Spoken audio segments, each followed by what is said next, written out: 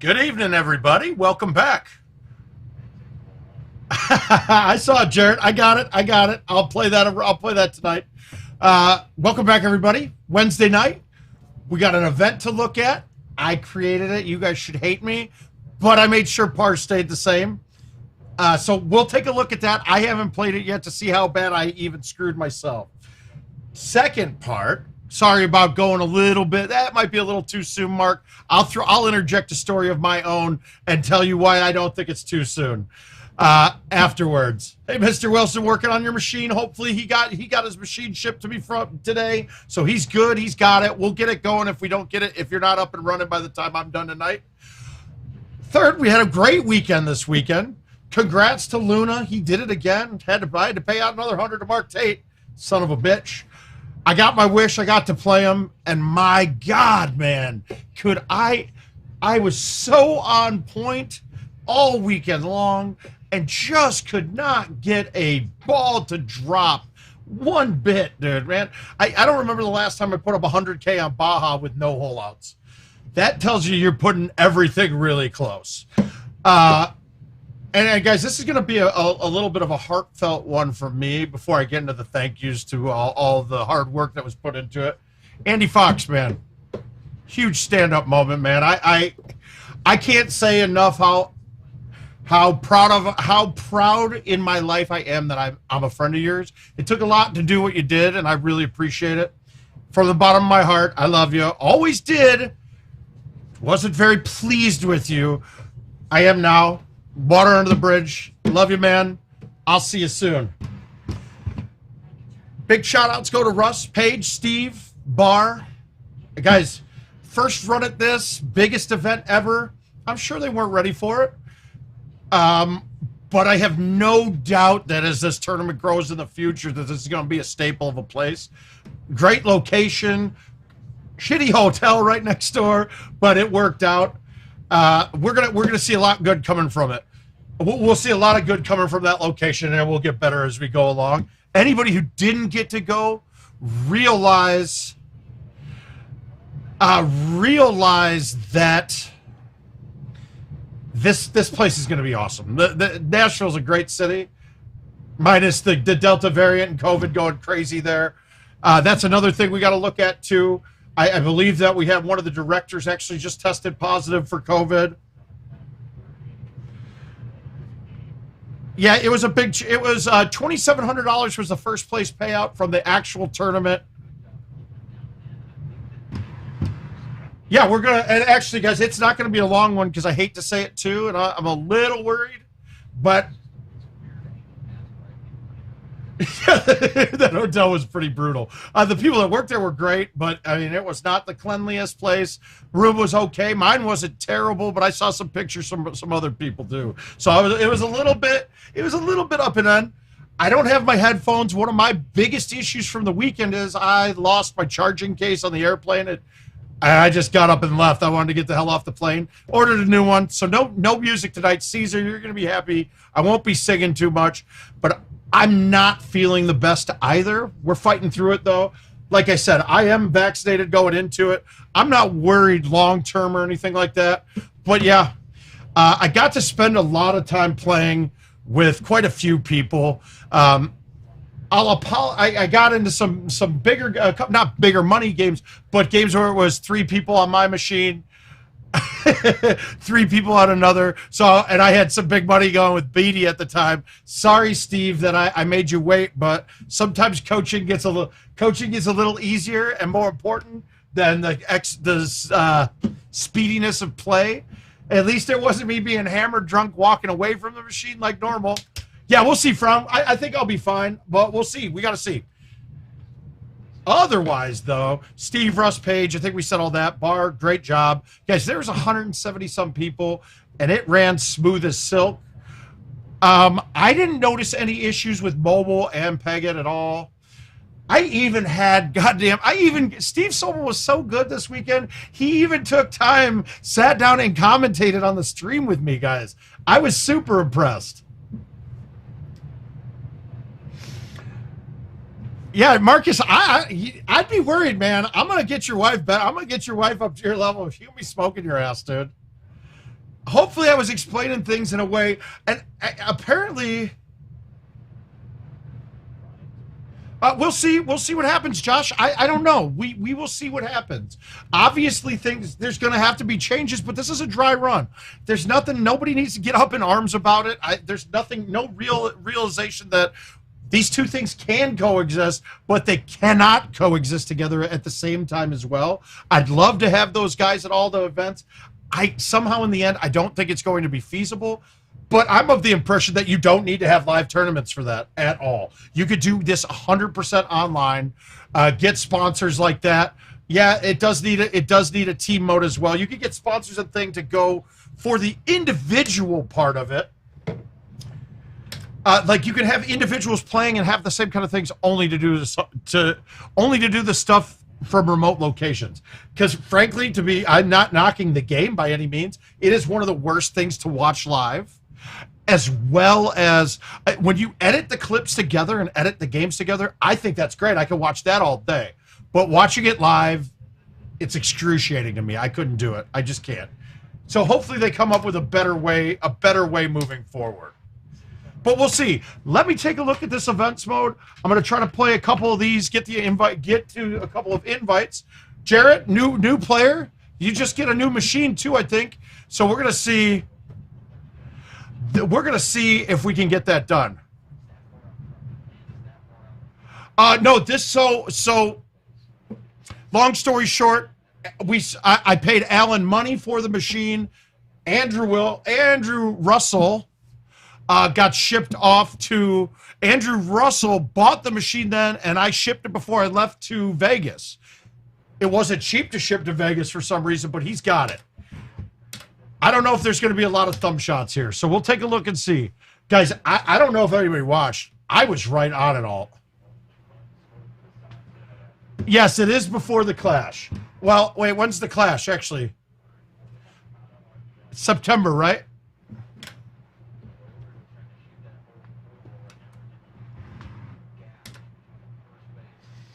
Wait, it should pop across the bottom. Where is it at? I see it. I see it.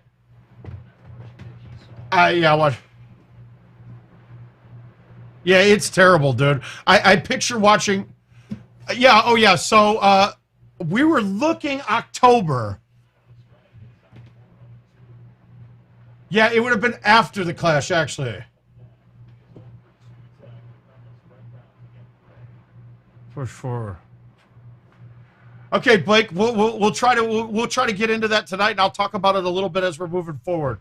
Let me go through now, knowing that this event is all hole 18s. It's going to generally be par 4s and par 5s. So we're going to go with my club set. That's my 3 driver bag. My approach is I'll be able to control the distance where I approach it. I'll be able to control the position where I approach from very easily again. Aha, giddy up. So you got it connected. It was a password issue, right? I know it. I know it was. You don't have to do it.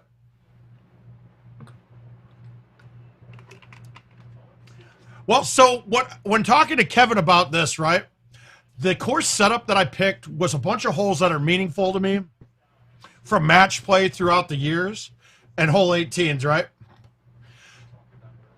I started it off because I knew I wanted to put a hole that you guys were not going to be pleased with in here. So I figured I'd give us a gimme to begin, just so we'd have a chance to make up for the next hole. So let's just take a shot at this. This is my first shot since Nashville. So give me a minute or two, guys. I'm a little sore, and like I said, I'm not feeling my best. I got no headphones in while I'm playing down here. So this is all strange for me right now. All right. Goddamn. Sometimes I hate myself for doing things, but we're going to play this one out no matter what.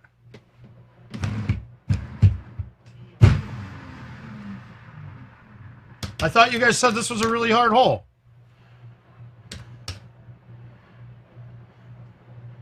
You just open it. It just opens right up. What are you guys talking about? I think that's how you play it. Blake, when we get into, I'm going to play a couple of the events, and when I get into the gameplay, into actual live courses, I can talk more about the cut shots. Really, in the events mode on the home edition, Some holes can be cuttable, but generally we don't really want to be, we want to be looking for straight shots right now. All right, so we started it off, we're clean. I mean, clean. So we should be on a 36 pace. I'm not sure why everybody's saying this is that's super hard.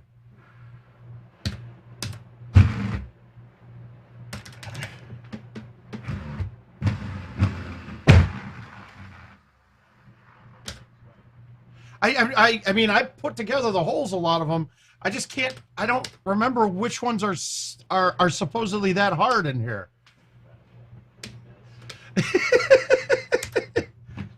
Hey, Billy, how you doing, man? Well, I just watered that. Oh, no, he didn't. I laid off it enough.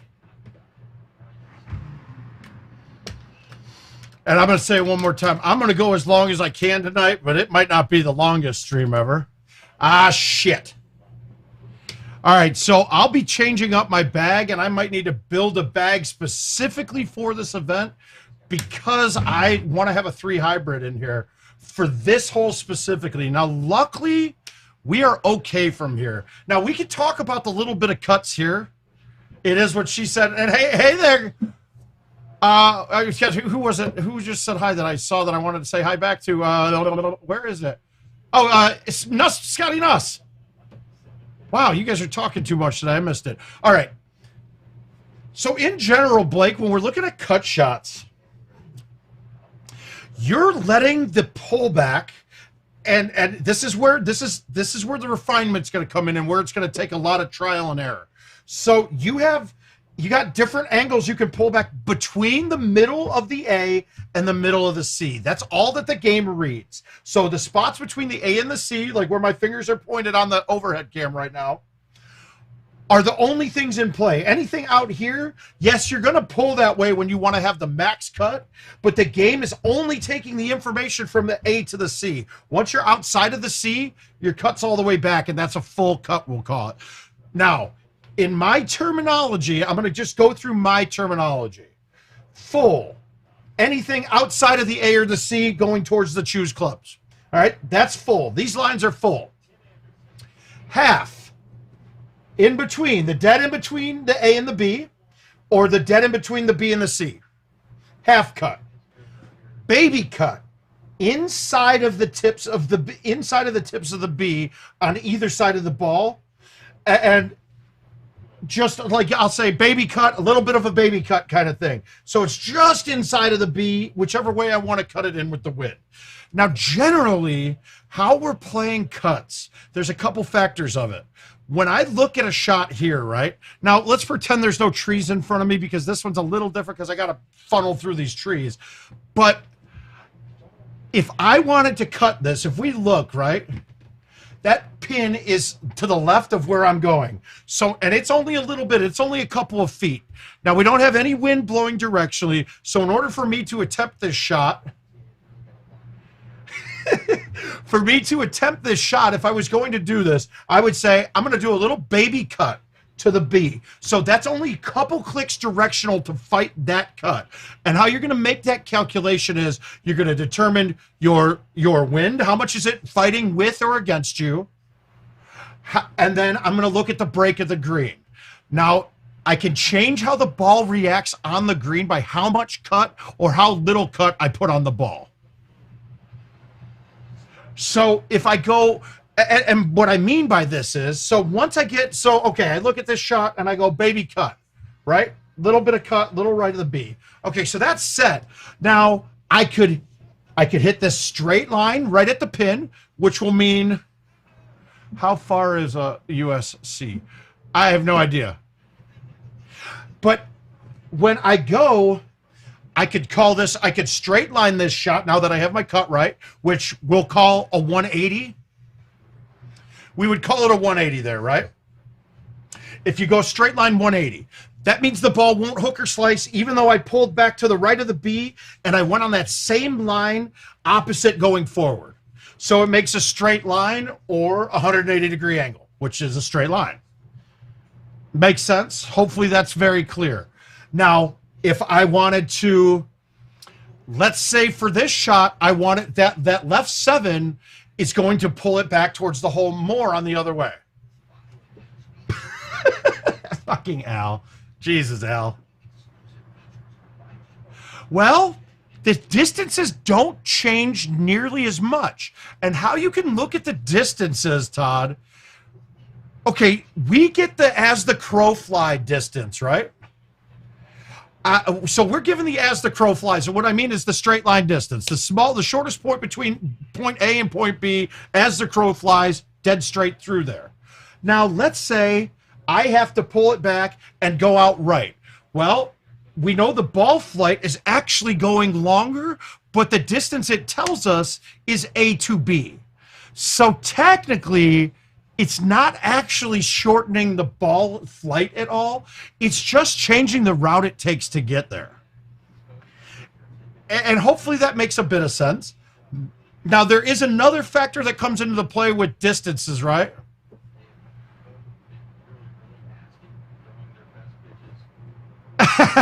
Cam, I'm with you, dude. I did. I won what I wanted to. I played fantastic, I think. I did okay. I did all right so far. Now, but you can change how the ball reacts to the green with your cut shots. So you'll see a lot of times on a 226-yard shot, I go, hey, Brett, how you doing, my man? Yes, you can. If you can dodge a wrench, you can dodge a ball. I love it. You got it. You can change how the ball reacts on the green. So, for instance, that pin's on the left, and it's got a left 7. I might not want to aim this to where the cut lands it directly at the pin. I may want to cut this and land this way out right, but then have backspin or bite on it, which when I have an angle coming like this, when I hit the green, it will check back left. And no, I'm going to hit a low T6, Scott. I mean a low T4. I like the low T4 a lot more than the 5. But the 5 would work too. Let me go ahead and stick this.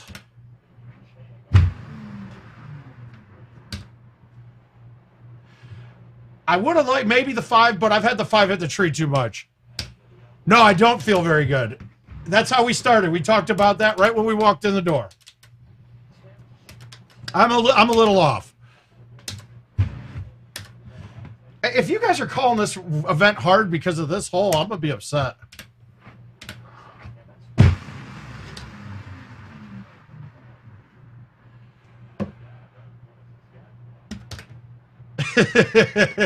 I kind of have a feeling that we're going to see that. All right, so how do I determine whether I want a low T, medium T, or high T? Well, there's a whole bunch of different factors in that, and hopefully you'll start picking that up as I'm explaining as what I'm doing moving along. A lot of it has to determine with the bite that I'm going, the bite or spin that I'm approaching with. Wind will have a dependency on it. Obviously, height off the tee will have a dependency on it. You'll see there's a whole bunch of factors that go into it, and there's not really one good explanation for it. And Chris Brewer made an excellent post today about those of us using stouts. Dude, there are like 6 or 7 different ways that you can get creative with these balls. Since you're not so dependent on fighting the wind all the time, there might be a lot more ways to go and attack a hole. Let's see if I can make a putt now. Nope. Oh, it went in good.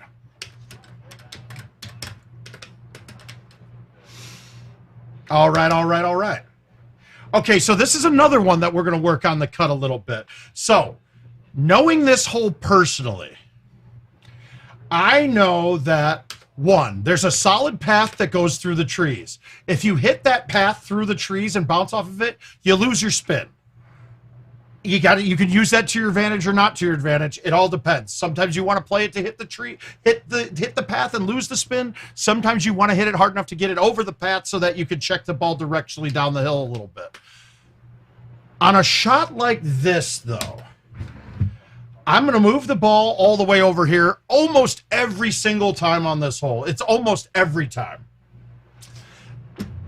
And you're going to start to see how the ball's going to react when I hit the greens on some of these. Now, the medium T, 10 and 8.5, 9.5. Eric.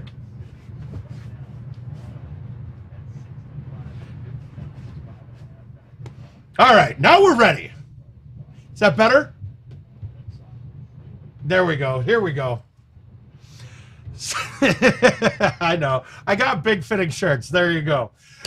So on this one, I want to cut it enough. So basically on this one, I want to cut this enough to get it through this gap. And it's a hard one to see, but you see it there. We're trying to get the flyby to go right through it and then turn. Let's see if we can get a better view with a different club. Slow it down a little bit. This hole gets a lot more challenging when it's a right to left wind, but on this one where that pin is, I don't necessarily want to leave it up top. And if I barely get to the green, I'm going to block myself on the putt possibly. So I'm going to medium tee this with the 9.5 driver. I'm not going to backspin it because, hey, that's my grandpa's name. But I'm not going to backspin this because if I do not hit the path, and I keep my spin on, and let's say I cut it a little hot, it's going to move all the way to the right and have a chance to check in the water. So I'll bite this shot. I'm going to throw a little bit of cut on this, like I said. So I'm going half AB, but a little bit inside towards the B. And then I'm going to throw it out pretty good to get it through that gap. And I didn't get it out enough. So I blew that. It wasn't a bad look. That was actually a dream look. And now my round's kind of going to be shit. This is a tough hole, guys. I did not make this an easy event. No way. It bounced all the way back there. That's not good.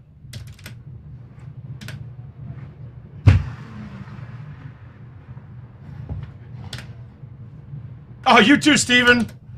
Thanks for chiming in and stopping by, man. Oh my God, this is what I get for not warming up at all. All right, so we took a bogey. Oh, I'd have to marry Peyton Manning. I'd have to bang Dolly Parton and kill Penny Hardaway. And no reasons why. Mainly because she's a woman, and I like women. But I love Peyton Manning, not so much as a player, but as a comedian and a spokesman, I've enjoyed watching him all the time.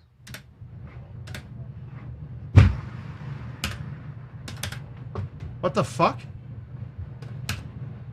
Oh! Damn it. Yeah, guys, this is going to be a little rough. No fucking wonder.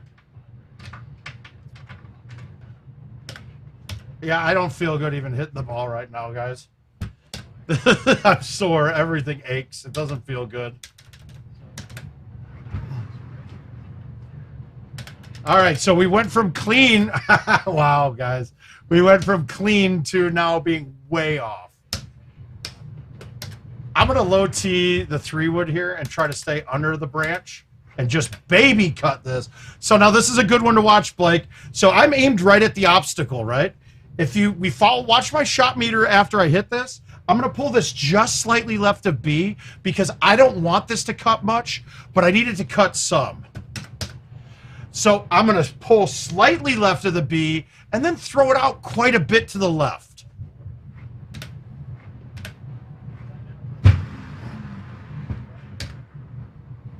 Ah!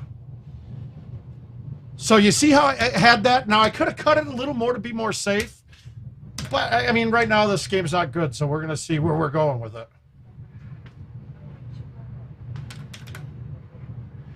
Yeah, guys, it's not an easy one, man. Well, we're just going to finish some scores and see where we're at.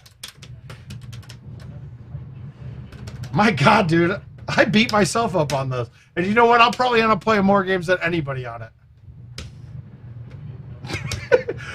I want to go through next game while I'm not paying attention to try to explain all the shots. Explain why I chose every hole I did here and what match it had to be with. And we can start right now. I believe this was Denver, the last tournament that we had at Jackson, and I believe Dan Weiss won. And I was playing David Duncan here, and we were both one better going into this hole. It was a really rough setup, and when this setup got really hard, one of the spots you were looking to go was in the bunker behind it, and the pin was up top left. And so we were both in there. I was a little farther away. I nutted the chip from the sand and made it, and turned around and ball game, bitches. George would love to hear this story. Duncan was rattled quite a bit. He is because he lives or whatever. Jesus saves or some shit. But he then was all shook and missed his chip really bad. But I had a lot more animosity toward the gentleman back then. We can let a lot of the water under the bridge go, though.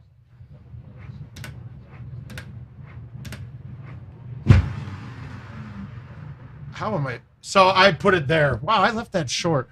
Guys, nothing feels right now because he lives. There we go.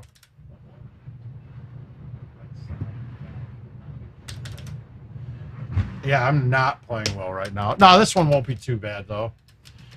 Woo-hoo-hoo. Couple bad holes in a row. The tucked-in shirt fucked me up really bad. All right, so this one is in here. It's an easy hole. This one comes in here because of the last Worlds that we had. I was playing Mr. Andy Fox, and I was 2 better after like 9 holes. Fox holed out to get to 1 better. He made an 80-yard chip on me, or 65-yard chip, after I had a fuck up, and then I saved my eagle to his double eagle, or saved my birdie to his eagle, and we got to this hole with the pin down at the bottom. It had a crosswind on it. Fox went at it with bite or with backspin, and I figured that, you know what, I'm going to try to win this right now. And I trickled through the bottom of the green, and I had a right 10 chip from like 20 yards from the fringe. I just didn't make it. Fox made his putt to beat me. So that's why this one's here. Oh, God. And remember, that hole can set up to be a par 4 or par 5, but eagleable every time. This is another Duncan moment, and this was a negative moment for me. Now, back when this course was live for prizes, you could take it, I believe on this one, you could still take a 10, right? You could take a 10 on any hole. And, dude, I was up by 4 or 3 going into this, and I stroke limited this hole to his par to lose. So that's there for that reason.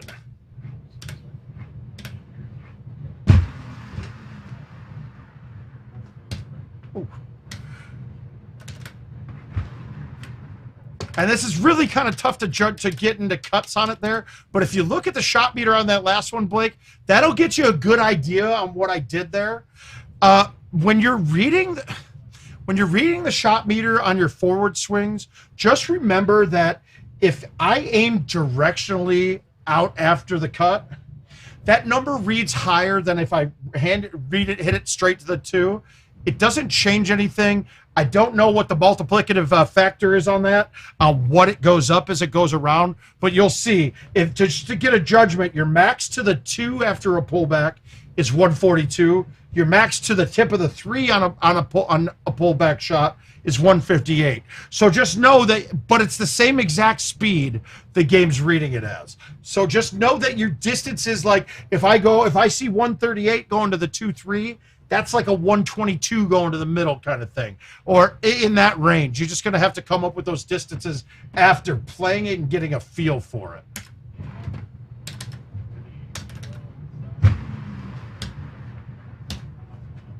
Now I gotta try to start holing everything.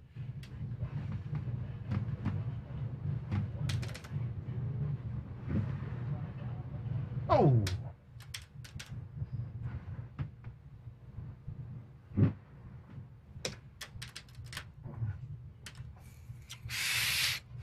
I hate to say it, though, after watching that, Gomez played very well. I think I played, but guys, if you looked around, the matches were not good.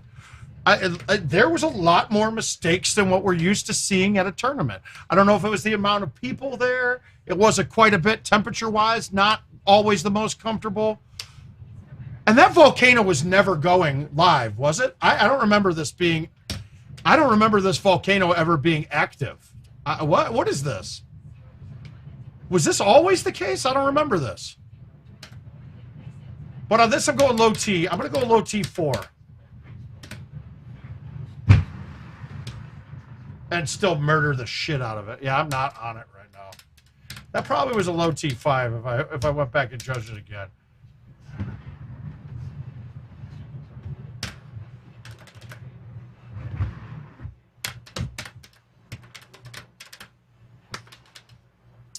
It's a little brutal. All right, another fun hole, guys, but God, tough one to accomplish. It can be much worse than this, though.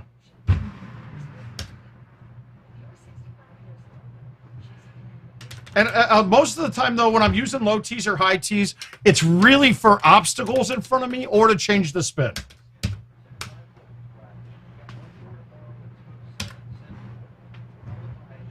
I don't know if this gets over, but we're going to try it.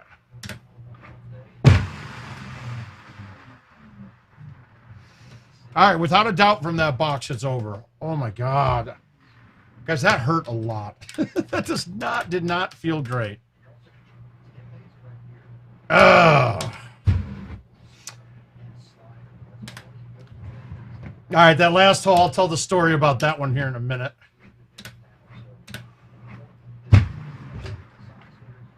Yeah. My speeds are all off. We're not feeling great, though. We'll pick it up. We'll get used to it and adapt, but man. I haven't got a good chance to see the video on it, Paul. Man, but that was a really big swing, dude. I think I had that game in the bag. I was playing well. I was not playing. And then the worst part of it, though, dude, when you hit the tier, when you hit in between tiers on 17 of Forest, I've never seen a ball stop. I haven't seen it stop on the green before, ever. And McCook's was going high speed and stopped right on the fringe. I never saw it. I was like, holy shit, he just gave this right back on that. Nope, no good. No good at all. So this one, I think a lot of people know this infamous shot, but in Player of the Year, it might have been the Houston tournament, might have been the Player of the Year. I can't remember which one, because back-to-back years where one was really bad, one was really good. But I'm playing Paul Taylor, and we're tied going into this, and I walked up first, and I canned this to win the match.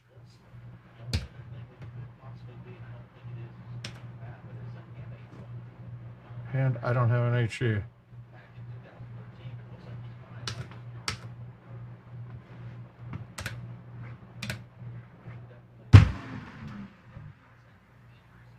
Oh, tried to get it again. Now, I didn't get to see, but when I looked at the replay live during game, it was 5 feet outside of that tree. So this one is also, this is an infamous one too, and I had to put this in here to make fun of myself. And it's weird. I just realized there's a lot of holes here that I was playing Stenmark on. Up by 2 on Stenmark coming into this hole 18 when he was on his run of 2 straight years of never missing the Calcutta. It was almost this exact setup, and I hit a perfect shot in that hit the stick and shot me back into the bunker in front of the green. Not pleased. I ended up going like, I think 11 holes of sudden death after that when Stenmark just kept making shots all over the place.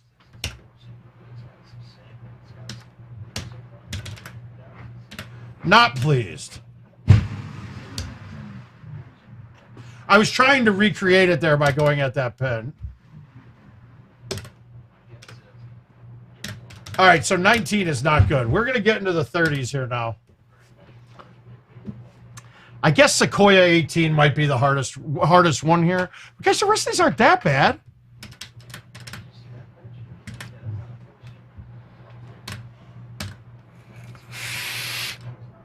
I still say, I played a lot of good. I played a lot of people. Art DeVries, I played him first. My God, you guys can chip better than me. A lot of these people can chip their happy little asses off.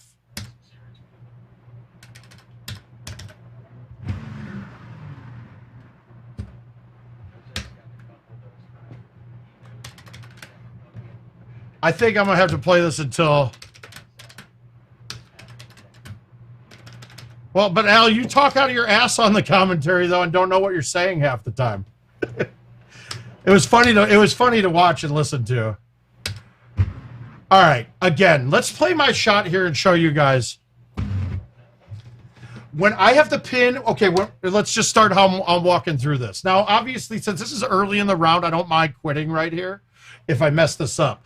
But no matter where I put this on the tee box, it's going to be hard for me to hang out a high 5-wood over the top of everything, right? Because I can't get it around this first branch. So I got to come up with something else. Now, my best way to attack this hole that I've found to be the most consistent with, high tee driver. Yeah, Art made probably 5 chips in the first 9 holes against me. But I just stayed consistent. He chipped in on 2. I missed a 90-foot putt. And after that, he made 1 mistake on 12. And it was one of those times in my life where shutting my mouth was beneficial. I just wanted to stop him and go, dude, it's 355 to the hole. It's 355 to the hole, and you got a pin that was against. You got a pin right up front, dude. All you got to do is hit a high tee 10.5. No, you were talking about in match play, I thought.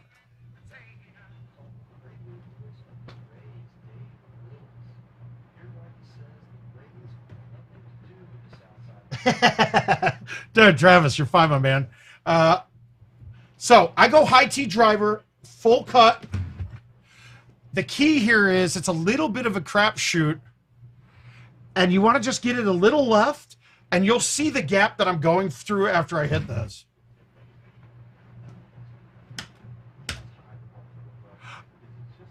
Oh, I got you.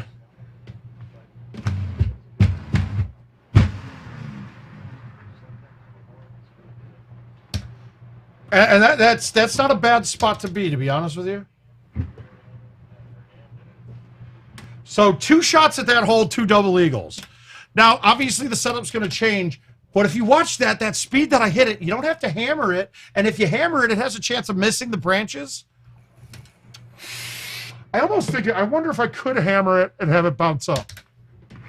So, in the same tournament where I beat Paul Taylor to go to play Andy Fox, who was the King of the Hill, in the finals, I lost to Fox in the King of the Hill, I believe, and then beat Paul Taylor to come back up and play play on this. Well, we played Juniper first, and I beat Fox on Juniper. Luckily, I was up by 2 because he aced 18 on me to put some pressure on me to not miss it. No problem, got it. Got here. I was up by 1 going into this hole. Stuck the green, no problem, and missed about a 45-foot putt. That was flat, I believe. Hi, Brittany. I love you, sweetie. Happy birthday to you. I'm so happy you had a good time and played so well.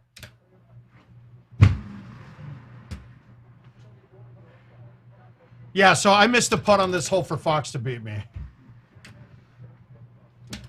Well, actually, we went to sudden death, and then I missed a 6-yard chip for him to win. I didn't change my bag. All right, so we got to come up with something different. Now, yeah, it was flat, but it had that blind left one, and I was coming off the fringe, so I played it more. I played it more like a left. I played a little bit more left than I had to on it. So if I was playing this with the right club, I'd probably be thinking 3 hybrids straight through the right gap. I don't have that club in my bag right now, so I'm going to do this, and I'm going to baby this shot.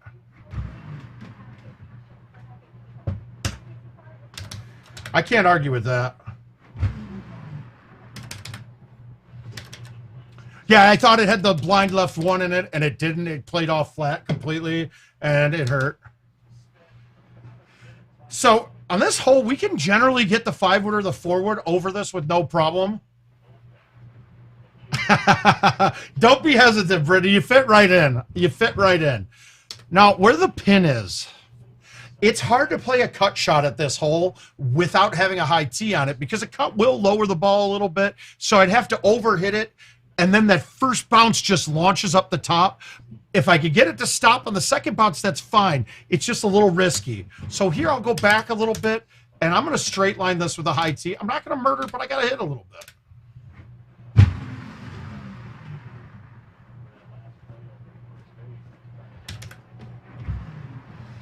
All right, so far so good. We're 10 through 5 both times. This one's a little tough. All right, let's get back to this hole now. This one I don't mind if I hit short, because if I hit short and hit the path, it's not going to trickle off left or right. The bigger part here is getting the shots cut right. So let's go with the low T 10.5 this time, and actually I'm going to bite this. And there it is. Good, good, good. I don't know. I'd never played the course with the 10.5 without on this, so I'm assuming the 3 wood be too high, just like the 10.5 would be too high with no low T. All right, you got to find your gaps on this hole, guys. There's only one really good gap on this look, and this gap is pretty big, right? Now I can move it, make it smaller or bigger, but the tree that we see, the closest one on the hill through that gap, there's an overhanging branch on the left-hand side that is in play. So as much as you want to hit like a normal T5 wood or 4 wood, it will hit that branch. If I go all the way up to a 3 wood, I believe we're underneath it. And I want to say that's the shot I'm going to go with here. So I'm going to move it left just so I can have a cut coming in. And then I'm not...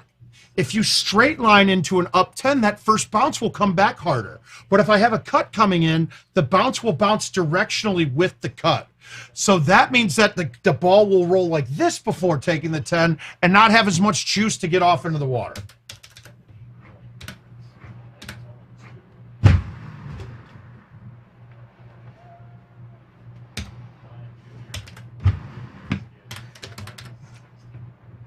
So far, so good. Okay, we got a pin in the back. This changes this hole up quite a bit. When the pin's up front, these group of trees is really not in a good spot. So you technically, on this one, I can overhit it with a little bit of cut with a 5 wood and hit the green on a fly. And I want to do that. I'm almost thinking I might even hit the 6 wood too. But I can hang this around the outside a bit just to be safe.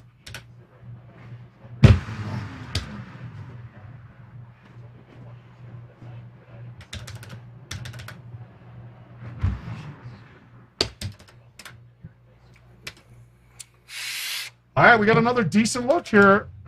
So far, game 2 is looking pretty good. All right, so...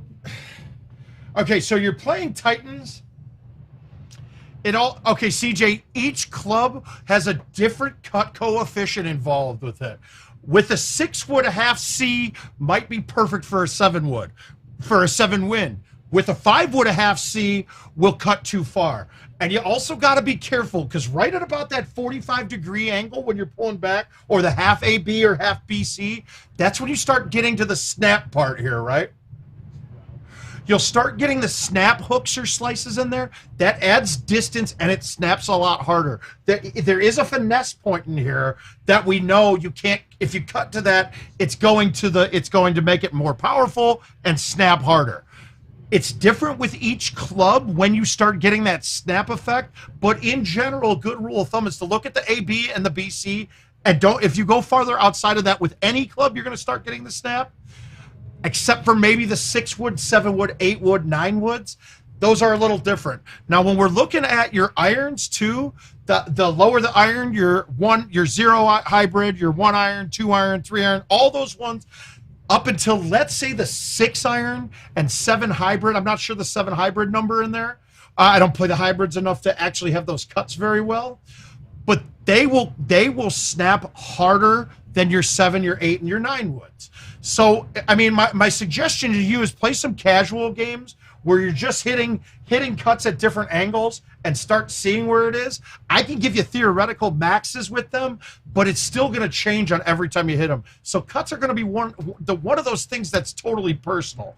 What I found for me is when I'm cutting, you'll see this a lot out of myself, and you'll see it out of McCook a lot too. And anybody that goes way, way back, your Kinslers, myself, your Jeff Lannons. I don't know if Meow does it a lot, or if Lannon has switched to fulls or anything, but like a 250-yard shot, I'm not cutting a 5 wood at that. I'm not cutting a 4 wood. I'm going up to a 3 most of the time, unless it's an obtrusive outwind.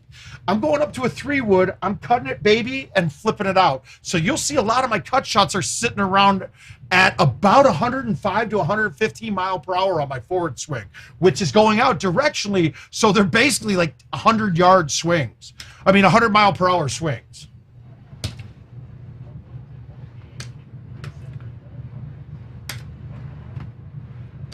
Does anybody remember if the 9.5 clears this on a fly?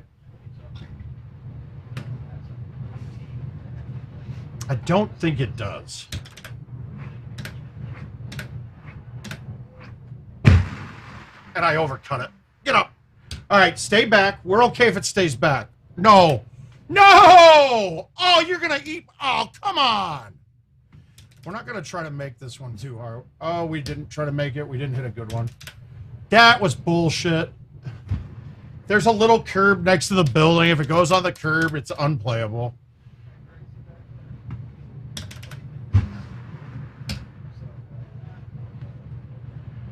Yeah, I know that. I know they both do. I just wanted to hit the. I wanted to hit the 5 wood. I wanted to hit the 9.5 though.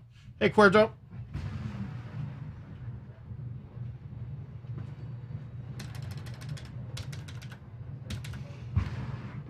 Gino, if you're on YouTube, I believe you can post links. I turned off the link block, I believe. It might not work, but I think I did it right.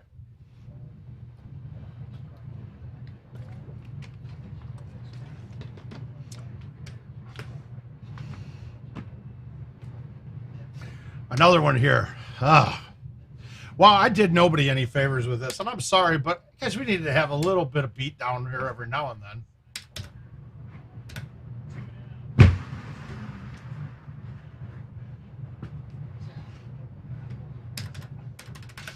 Yeah, those two I'm sure about, though, Al. I'm sure they both do. I was more curious about the 9.5 on that shot, though.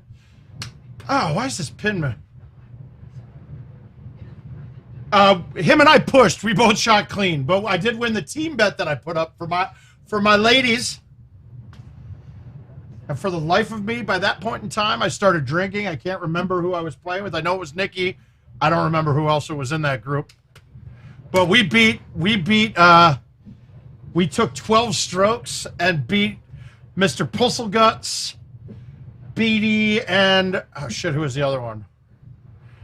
Who was the other one? Who was the other one in that game? But we beat him. We ended up winning outright. Hey, Cole.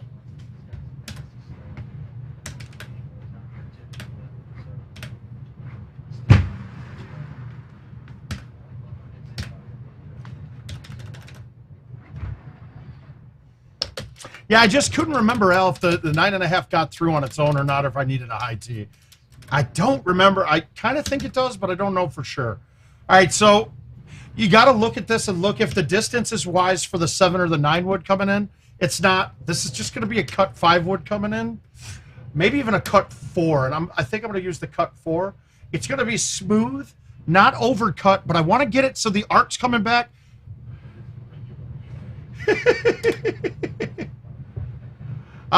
No, well, I think I'll get there. I think I'll be there, but no, it's not going to take 180 to win.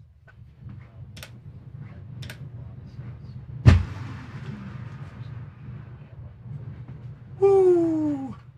This hole is in there too because at World Championships, I got knocked out by Mr. Fox on this one. He was one better and I was on par. I just asked that earlier, Al. Isn't that crazy? But he was one up on me going to this, and he was one better than par, and I was clean. He had a putt from the bottom, like a 90-foot putt, and I stuck it to right where I am, but the pin was over here on the left. I was on this side here, and the pin was right here. So I've got a gimme eagle putt to tie the game, and he has a right 8 90-footer. That was going to be a turbo putt that barely caught the hole. It barely caught the hole. If it missed the hole, it was going to go over the edge and I was going to win. So that knocked me into the losers bracket at Worlds. On this year's courses in 2016. The year that I honestly felt like I was going to be the winner that year. I can't remember the exact match on this, but I got this aced upon. Somebody aced this on me to lose a match.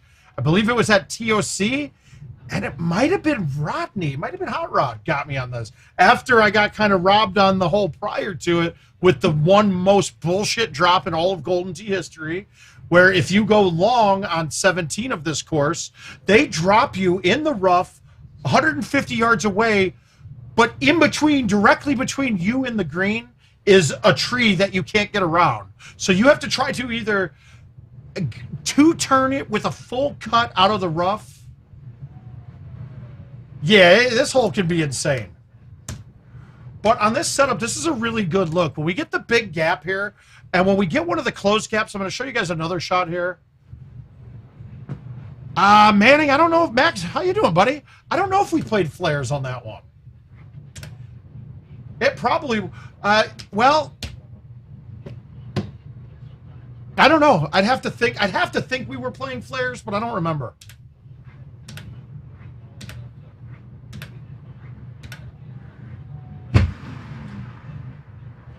Now, there is another fun drunk shot that I used to play a lot, and that was like an A2 driver straight into the GT sign over there.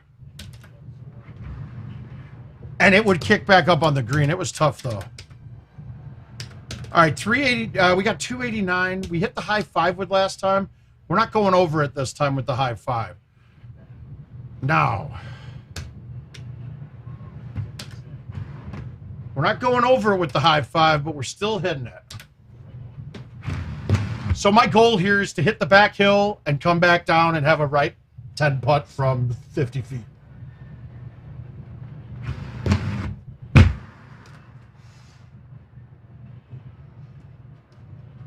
I can take it. We can take that.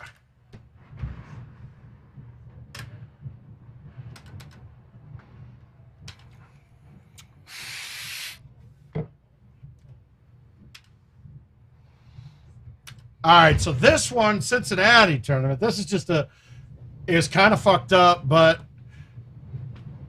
some drama behind it. But in the last hole of the qualifier, I needed a monster on this course to probably make the cut. And on this shot, I hit the ball, and the ball just went like dead right 200 yards straight into the water. So I was like, wow, that was kind of fucked up. I walked away, and well, the people I was playing with on the machine went and told them that something glitched out on it. And it just turned into a debacle. So I had to throw this one in there too.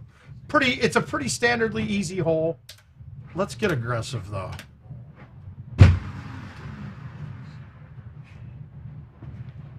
Let's get real aggressive, baby. Accumulate the moisture.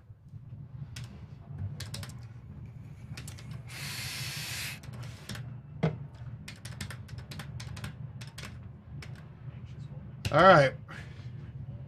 Guys, this might be the other shot on this hole. We could go the other way. Now, this is also the style that I played too. Now, nowadays you're going to see people looking at this hole like this or like this with a full cut. Me, not so much. I like it from pointing at the pin, taking the club that's the distance right there, putting a baby cut on it, throw it out.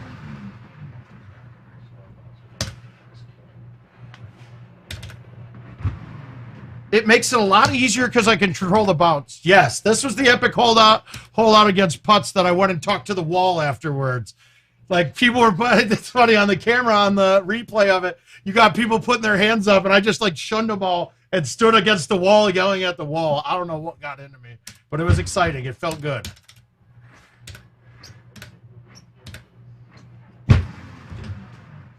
Get in. Come on down.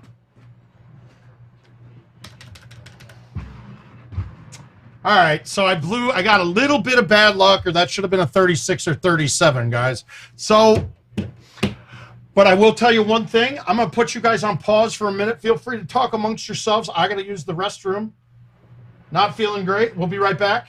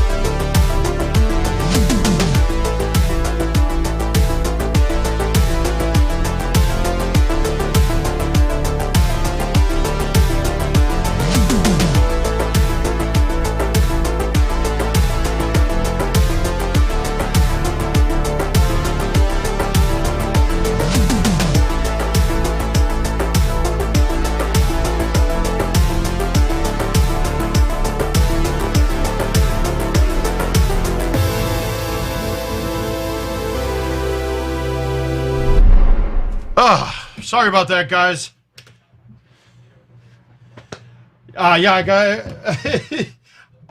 I got the one symptom of not COVID right now, so we'll see. That's not a COVID symptom, apparently. Sorry about that, though. I do appreciate you guys sticking around. All right, let's go back into this event one more time. So we shot what, a 19 and a 35. That's not we could have been on point for, we should have had a little bit better. Oh, definitely a 2. Definitely a 2. All right, let's get hole 1 for once.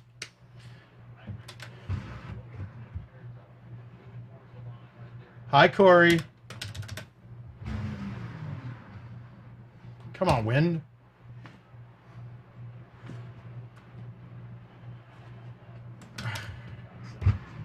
Yeah, Tony, like I said, I played well. I just couldn't get shit to drop, man.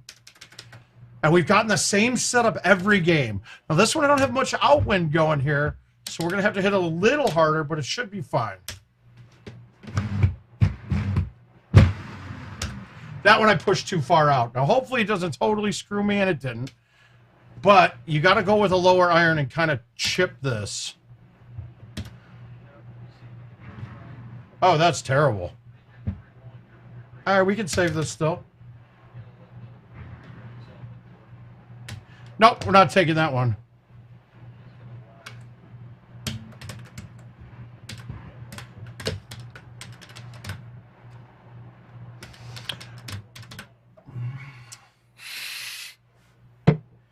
Gravy, so far I've got 2 games in. That was my 3rd game, and I got 135, so. And that's the first time I didn't stick hole 2.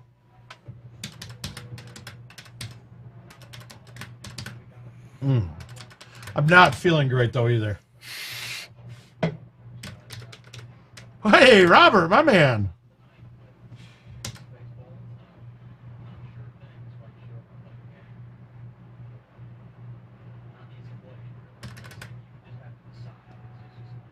What? How am I at 135 through 3 games? What? I haven't played any.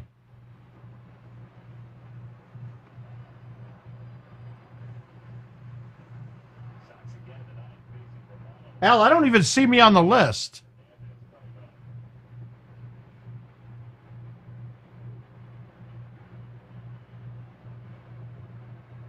No, I said I had 135. I'm not at 135. I shot a 35 on game 2.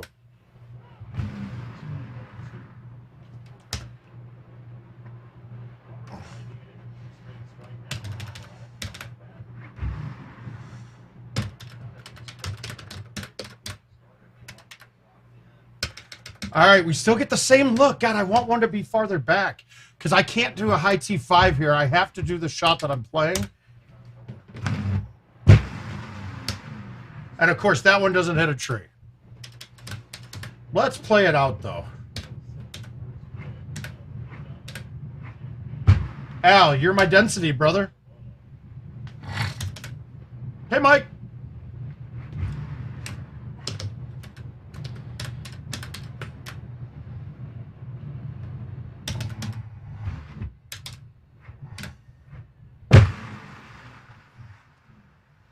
You can just smoke this up here most of the time. A lot of times it takes a C3 or an A1 to get it to where you need to.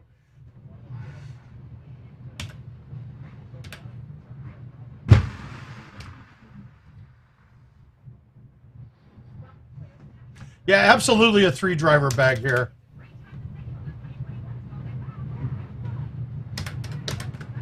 Fucking make that chip. You're just hitting it too hard. We got some interesting looks here.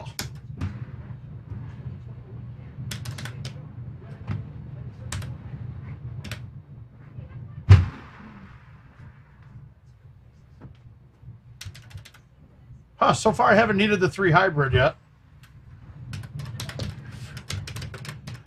I play a little bit, Robert, but my real golf game got affected very poorly by how good I got at this game real quick, because I think I should be able to do everything I can do on this game in real golf, and I get really frustrated. So instead of getting frustrated, I get real drunk.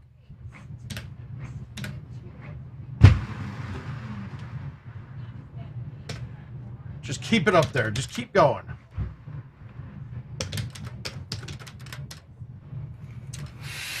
All right, this one's a little bit better because we don't have to deal with the tears down there.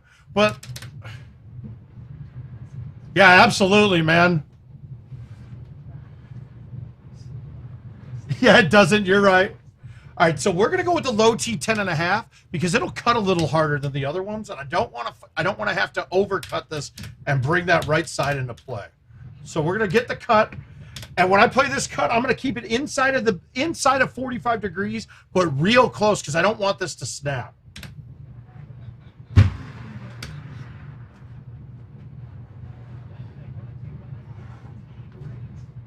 Then, not to mention on this hole, not only is it hard to stick, that putt is always going to be long. I shouldn't miss that.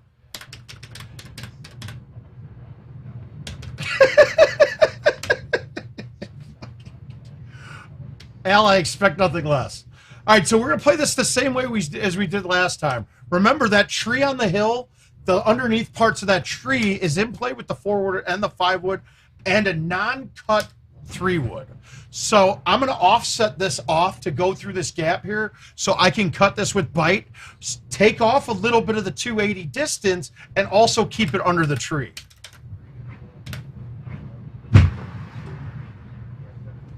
Ah!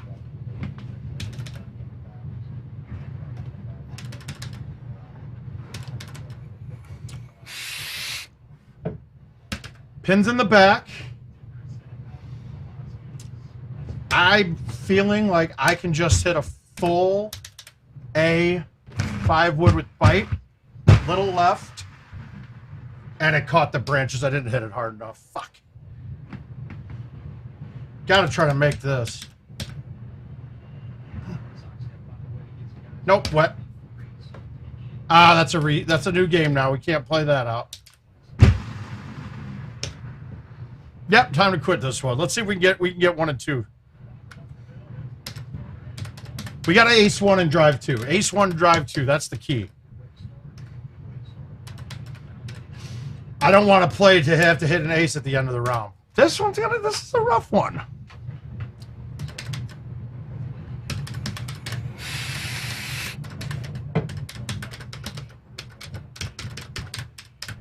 Yeah, after seeing it though, Todd, I believe you're right. The 175 number is probably going to be closer to it.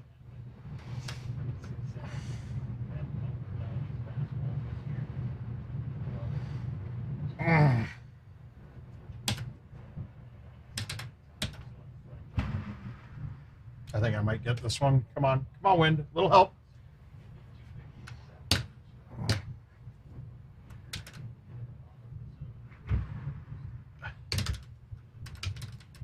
Why, Gravy? I made it. This is my choice. This is I built this event. Not Kevin. This has nothing to do with Kevin. All right, I'm a little bit concerned, and I kind of want to try this, but I'm almost positive I'll hit the underneath of it. Hole 1s are going to be harder, Todd. Par changes all over the place, dude. That was my goal here, to give us a hard-ass look, but have it be hard and no changing pars.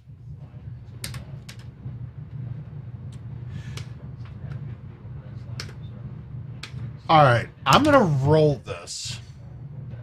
Now, that'll go lower. This is tough. This is a tough look. Bernhard did the week before.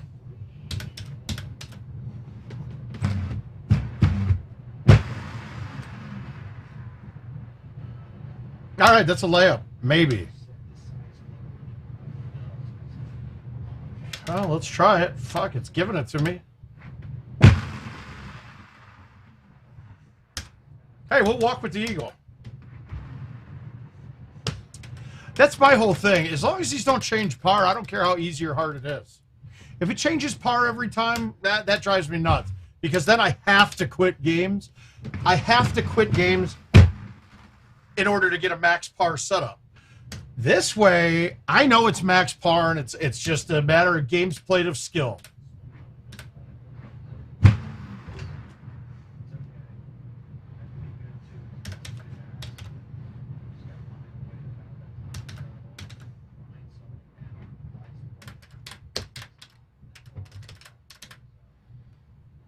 All right, 313. Interesting ass look, guys. All right, I'm going to show you guys a fun one. I don't remember if this is exactly it or if I had the 8.5. I don't believe I ever had an 8.5 in my bag on this, but it was this.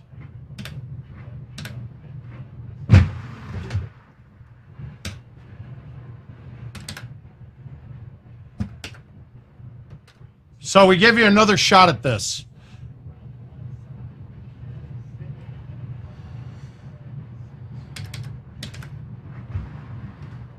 I'd rather not cut a shot when I can hit it straight, Al. All right, same thing. We're going high T5.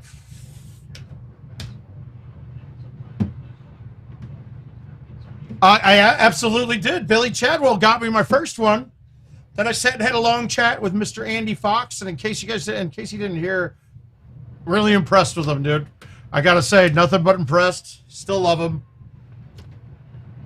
Very happy, and honestly, doing stuff. Everybody does stuff wrong that they regret. Being able to say something to somebody about that they fucked up.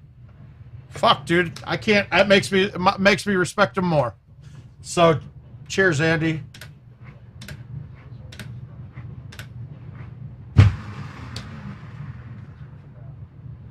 Fuck. Ugh. Now, I'll say I'm one off, but we could kind of set this game up to be that it's a par of 135. I mean, of a par of 35 under. Hey, Neil. Neil, let me know if that room ever got canceled or not, what I owe you, and I'll be happy to pay for it.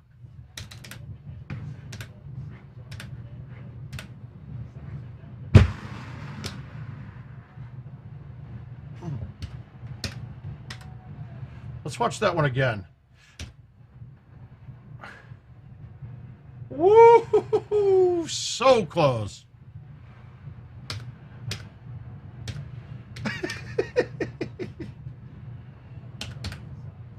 Not a chance, Justin. Never gonna happen, my man. The makeup comes when he gets hit by a bus. Nah, I'm just kidding. I don't wish death upon anybody, but nonetheless.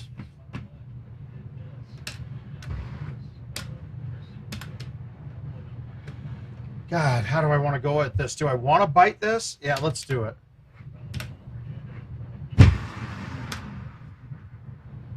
Great, thank you. Woo!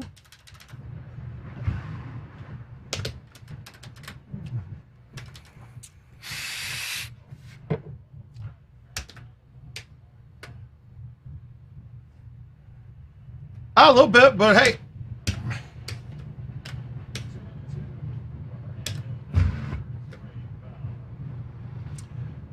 See, I don't have a 2 hybrid in this bag, and the 2 hybrid would be a great shot coming in here. Let's just try to hit a full, soft 5 wood with backspin and hope I don't snap it over the back edge.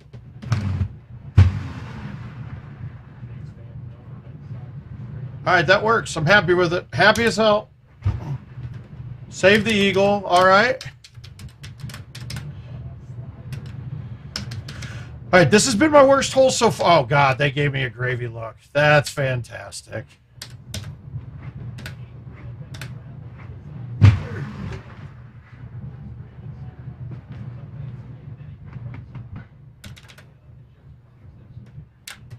Scary, scary, scary right there. I was scared I was yanking that. Oh, thanks, Robert. Always love it, man. Don't worry. I put it's all over my regular Facebook, too. And Robert, I got to play quite a bit. Scott Smith and I used to play quite a bit. I went out and hung. Debbie Marine can play the hell out of some GoldenTee, to be quite frank with you. I don't know if she still does. I haven't talked to her in a few years, but I went out and met up, and we went and played at the Lantern back in the day.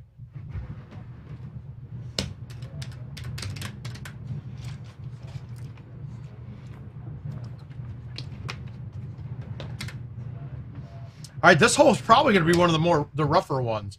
Now, the question here is, I think that's short if I thumb it, and I think this might be long, but I really want to thumb this shot. And I didn't get it right enough. God damn it! And this drop is not friendly. All right, we're going to try to make it.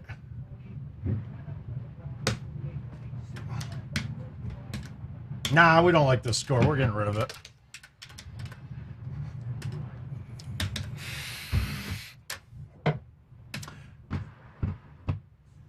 And I want to say that the first people I ever... No, Joe, there wasn't much talk at all. It happened the way it had to happen. It's a left 8 putt, down 6 from there. There's so many ways that putt would have missed if he had to play it. If it was a gimme putt, he pointed it, something like that, it was a 10-footer. I don't even question it. I don't care. I can't look at the situation that I'm in. I look at it as would I feel good about myself if I won the match because of that? And I wouldn't. But in that scenario that happened, there was no way to fix it. There was no way to go back and fix it. All right, we'll play your invite real quick. There was no way to actually go back and fix it. So it had to happen the way it did. Now, if it was a gimme putt, I would hope to God that in that situation, somebody would... Where is your invite? There it is. This one, right? If it was, I would hope to God that everybody feels the same way as I do. And like I said, one of my first experiences with any kind of glitch like that, and it shaped me, was I was playing Jeff Harlow on Bayou Bay. I walked up to thumb a ball, and I believe we were both one better at the point. I thumbed the ball, and it was 99% me touching it down when I went to thumb it, and it pulled it back one clip. Okay, that's good, Al. Good to hear. But he instantly goes, I'm not taking that stroke. And maybe so I've lived that way my whole time playing Golden Tee. So I can't give it to any. I can't not do the same for everyone.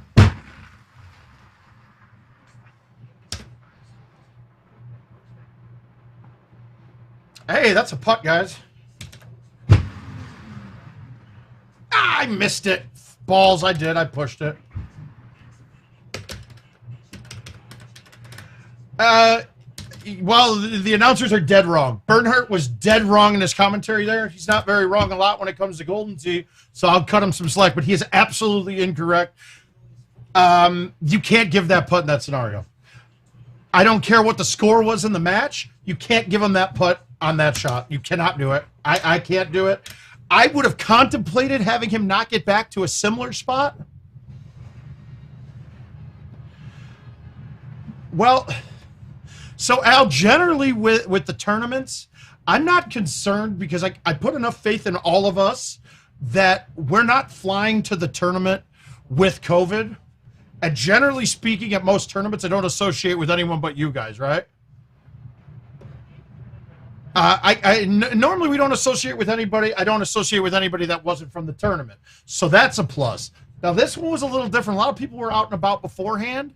And I mean, I'm thinking it takes a couple days, 2 days maybe, after getting COVID for you to get a viral load high enough to be able to transmit it. It's not like instant. So, yeah, there's a chance that this turns into a super spreader event. I mean, it's got a chance of it, but we'll see.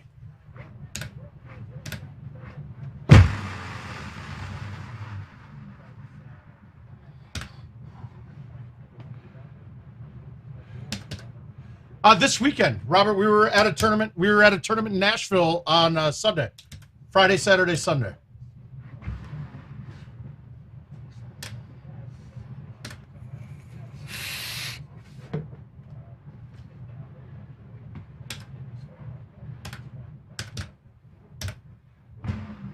Now you're not half joking. Chances are high.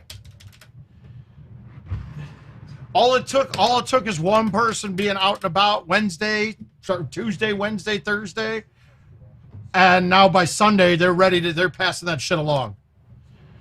I know. I mean, the whole thing is, though. I mean, you had to recognize that before going. Apparently, a lot of us the people who I'm scared of are the non-vaccinated people that went, expecting that everything will be great.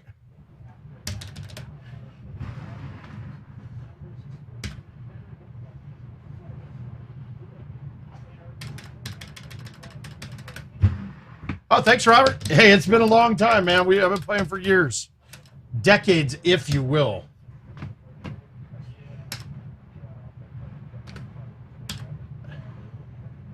Now, no masks. There's only really been one tournament where masking was done, and we did that at Carolina. But the worst part about that is all of us, once we started having a little bit of inebriations, everybody had theirs off late at night. But during match play and things, it had to be on. And that was Carolina, the last one. That wasn't a Pagan event. That was before.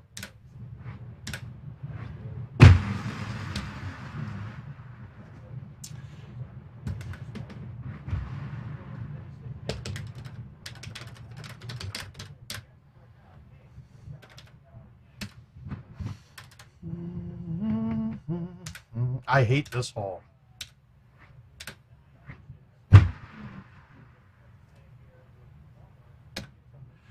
Look, I know after getting vaccinated, the data basically shows, yeah, there's some breakthrough cases, cool. You're pretty safe, and the other thing is, I'm not going to die if I get it. I just need to test negative in 2 weeks to go to Turks and Caicos, if we are even allowed to go to Turks and Caicos in 2 weeks. Who knows?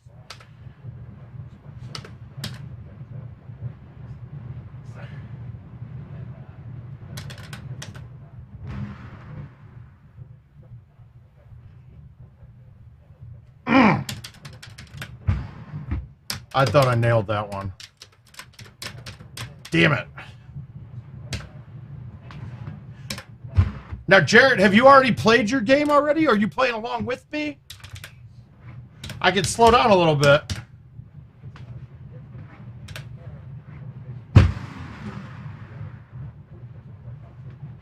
And trust you me, sir, I do not mind. I will not consider it a slight in the least if you watch me play and then play yours. The goal of these invites and playing them on stream is to help people get better. I mean, who gives a shit about $5? All right, good.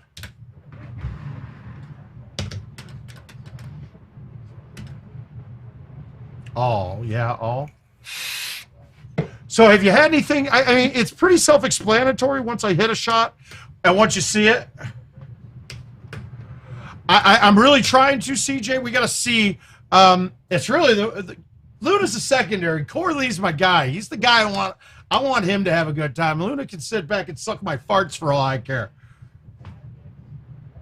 All right, good man. It don't matter, man. It's handicapped. It's a handicap.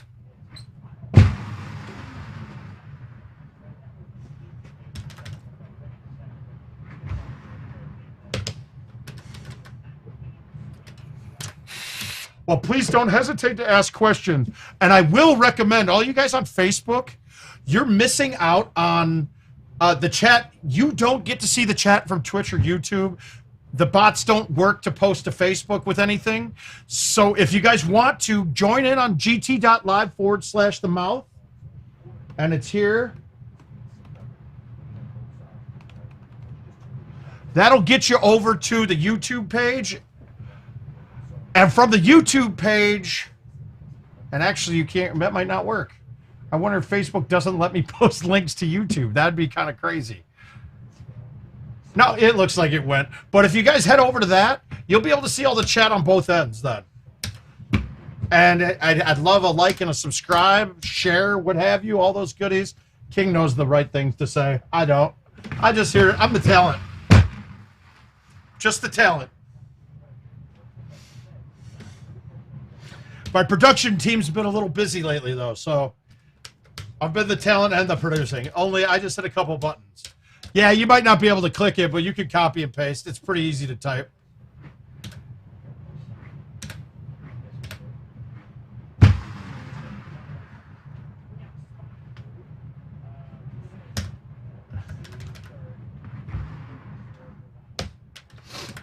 Oh. This is not my favorite look one bit. I don't know anybody that likes this look. The problem here is I can either go over the top, high T6, and flirt with the water long, or I can cut it in with like a medium 5 and flirt with the water right to left.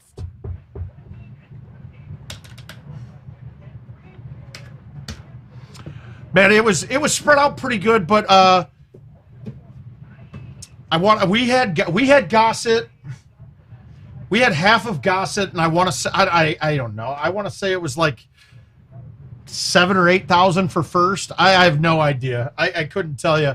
All I know is I just paid money for who we had. My team bid on people. Yeah, that's what I was afraid of. That was a horrible shot.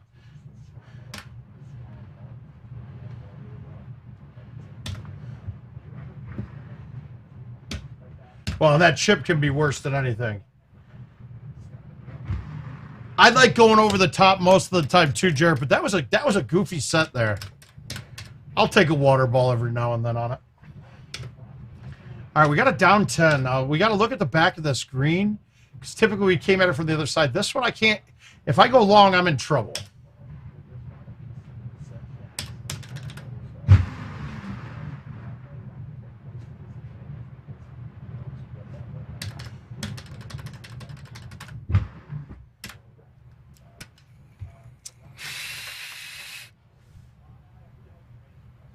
Oh man, I didn't. I don't remember the name. I don't remember the name.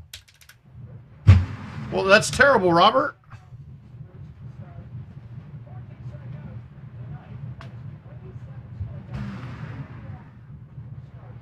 I know we've all eased off a bit on the COVID stuff, and I guess I think it's worse now than it's ever been. I think we might have missed our window to put an end to this thing. So on this look, we're way up high. You don't need a high T here, but distance-wise, I like this high T6.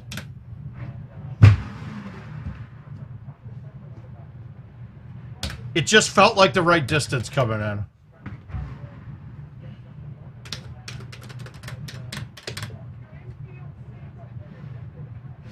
Now, generally, I'm not going to turn right or left when playing with stouts, but now I've got a 6 wind pushing, and I got a left 3 with an uphill, so this ball's going to roll hard left and come back towards me a little bit. So if I push this just a click to the left, hit the green on a fly, this got a chance of going in. I shouldn't have released it. Release was the wrong play. But nonetheless, gives you an easy putt.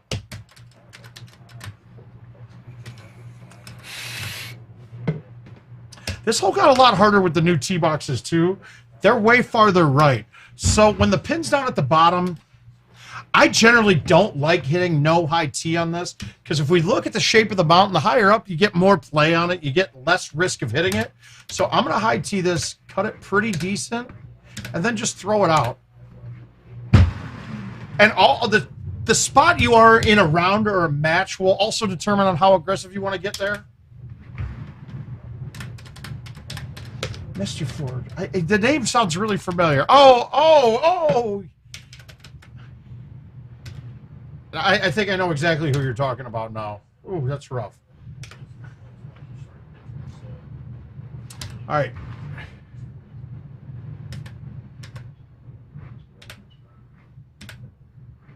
Did I hit it hard enough? Set. All right, we did.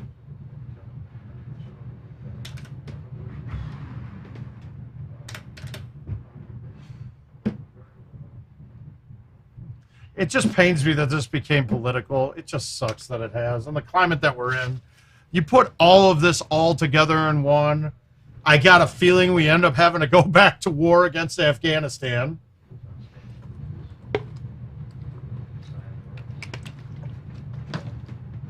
Hey, I gave you 2 strokes. You had a chance. All right. Now, Jarrett, mind you, I'm at around 100,000 games lifetime. It will get easier for you, trust me.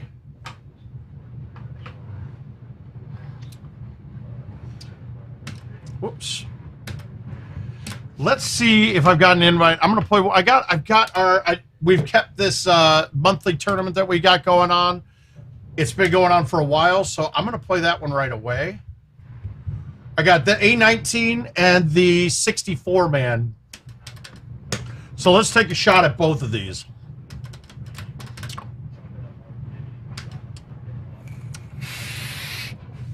Yeah, I think I'll be going and getting a test after we're done here or tomorrow. Oh, Jared, that's fantastic, man. Hey, the more of you, the more of us that get to play means the game that I fell in love with as a youth is still going strong in another 20 years.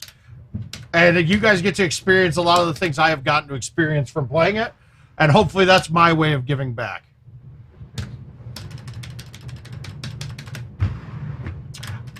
Jared and I would make a very strong point to try to get out to an event at some point in time.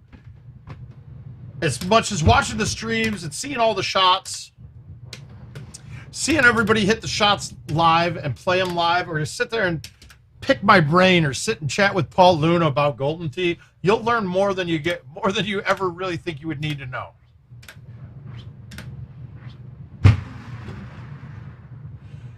But as great as Andy Haas is, don't talk about Golden Tee with him because you don't know what he's talking about.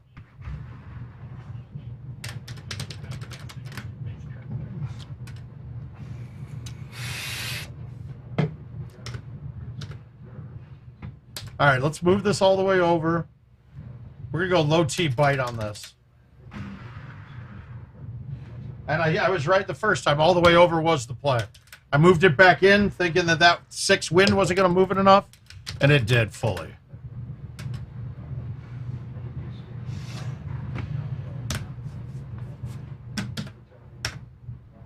You'll get there real quick, Jarrett.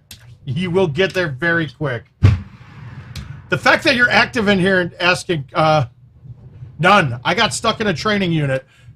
I flew one time, went over there for 2 days and came right back.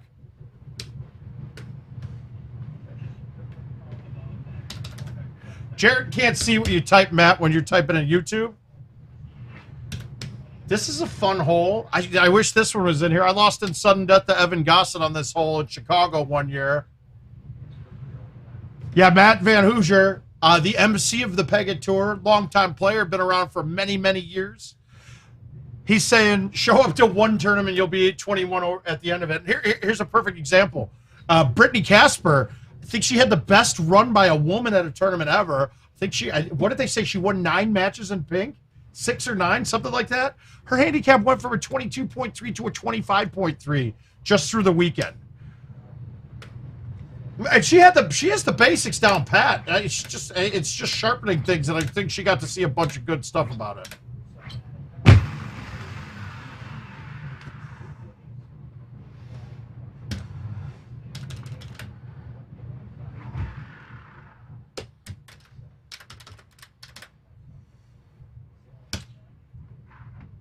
We got quite a few options here. I'm going with the safest one. Oh, guys, I hate to say it, but I think I'm going to play these 2 invites for these 2 monthly tournament things that I got, and I might have to call it a night, dude. I am not feeling very great at all. I'm not feeling too good myself. Oh.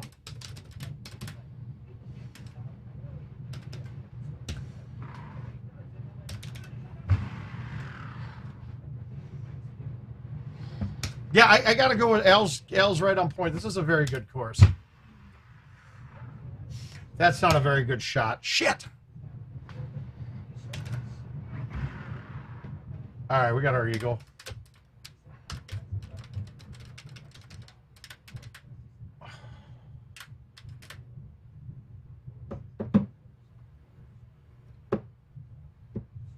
Ooh, Biddy. No one should ever...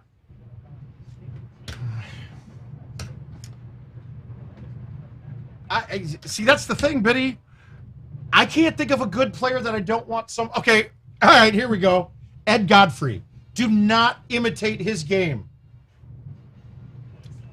If you guys watched him and watch him, dude, holy shit, does he hit some crazy shit? Now see, Duncan's thumbing, Al. I gotta think that it's absolutely Eddie G. There's no doubt in my mind. Now, part of it is being a lefty. That changes shit up a little bit, but it's 100% Eddie G.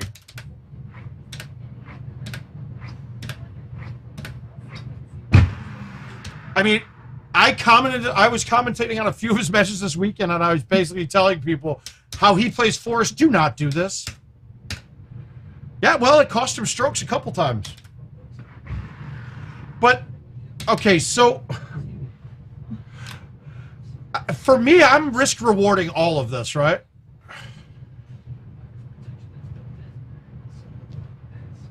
Yeah, I'm gonna, Jared, I will. Don't worry. I've been laying around for the last 2 days just pounding fluids. And yeah, Sky Monkey, I don't know. The other one is hitting the low T. Hitting the low T driver through that hole on 15. I think it's 15 or 14 or 13 of Forest, the long par 5 that we all just go over the top. There is no risk on that shot, right? His shot, he makes it look no risk, but it's absolutely got a risk. If you miss that left or right at all, you're in trouble.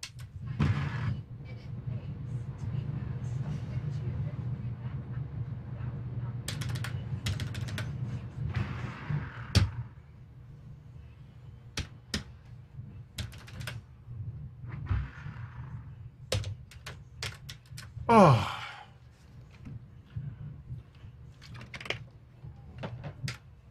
The good thing is, though, Jared, I'm in my basement. We're not going anywhere. We're staying down here.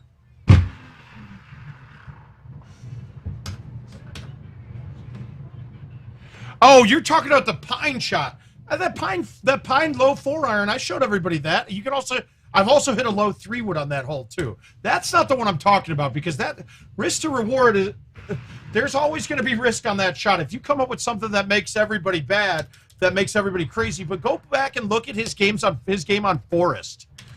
If you get a chance to, he had a stream on Forest that I'm commentating on it, telling people, I want you to watch this, and I don't ever want to see you do it.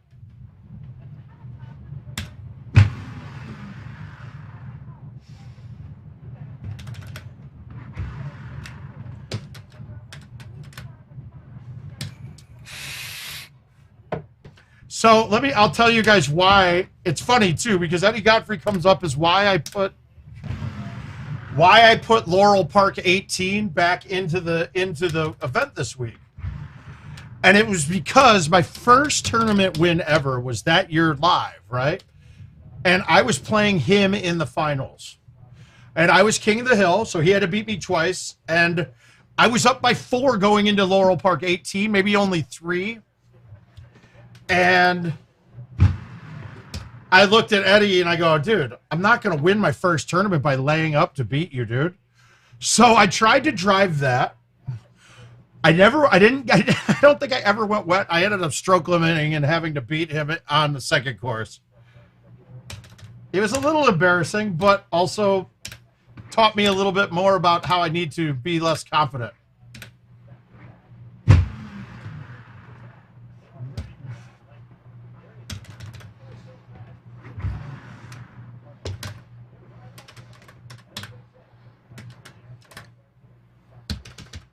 All right, this hole's real tricky sometimes. For the most part, it is always going to be this shot. I don't want you guys to screw around with the underneath of this, right? What I want you to do, back it up left, 5-wood, A1. Now, I missed that inside where I wanted to hit, but I should be okay. Nope. Fuck. I wanted to get that out a bit more, and I hit that too straight. But any sort of version of that shot, that ball's dead center on the pin. That was a bad effort. I should have chipped that too. I knew that wasn't good enough. I tried to talk myself into it.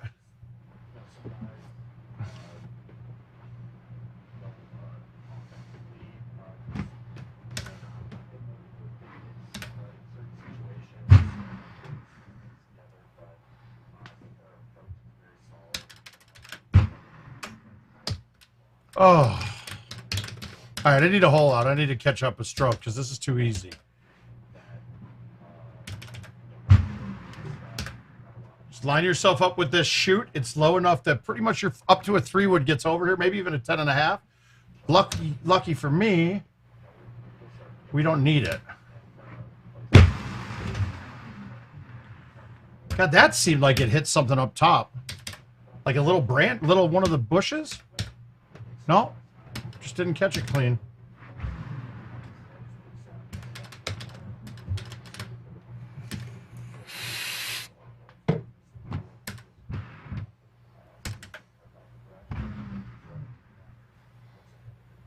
I'm just playing that shot not to blow it, that's all. Can't blow it on that. You don't want to lose them. If you go down, if you go short, you're in trouble. I disagree. I think Baja is one of the more fun courses to watch a match play. I don't know why people dislike it. It gives a chance for a bunch of extra holes for one. Two, the hole outs are not easy on Baja. It's why, I mean, we still haven't seen, like I said, we've seen a 6 better from Luna on a perfect setup. Otherwise, we haven't seen anything that great on it.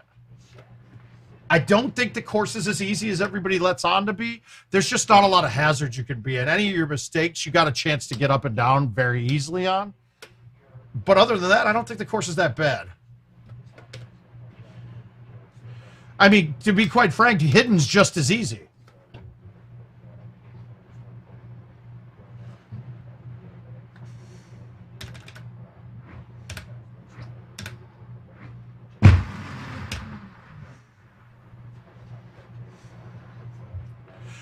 And really, I want to see the best players play against each other on it. Like, it becomes getting to a refined game where you got to hit a hole out to win. And that, I like those kind of matches.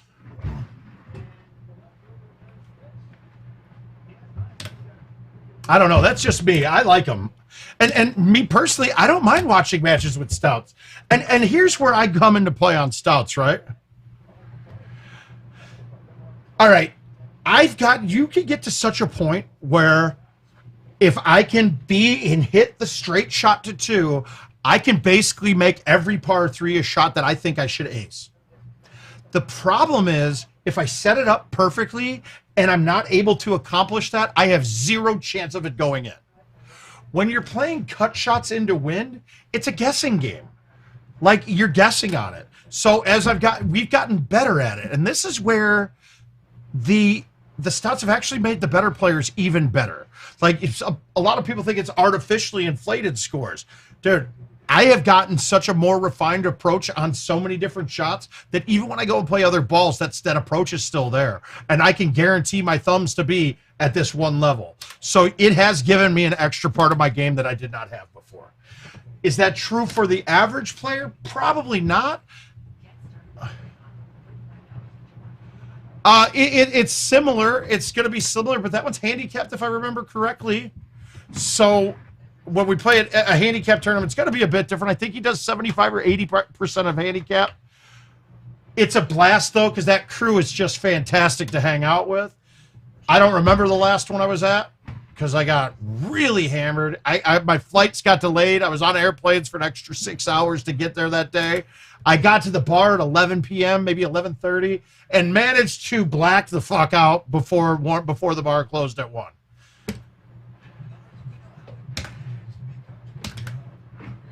All right, this one isn't there, so we're going to just put it up down this side and try to hole out.